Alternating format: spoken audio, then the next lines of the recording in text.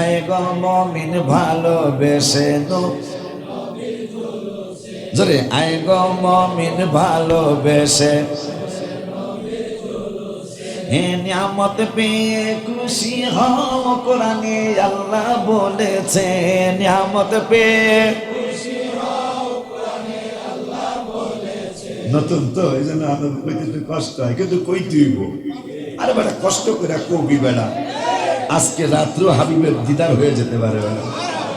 আমি কি মহব্বত এই কথা কি লেখা সবার দ্বারা সম্ভব এটা আল্লাহ দয়া করছে নাকি আমি পারতেছি আল্লাহর হাবিবের নজর আছে বলে আমার মুর্শিদের নজর আছে বলে মুর্শিদের লেগে লেখছি মুর্শিদের লেগে লেখছি কারণ উনি যদি আবার বেজার হয়ে যায় এই জন্য হ্যাঁ মহব্বতের কারণ মুর্শিদ পৌঁছায় দেয় নবীর কদম মোবারকে আর নবীজি পৌঁছায় দেয় আল্লাহর কুদরতি কদম মোবারকে মারহাবা কয় না।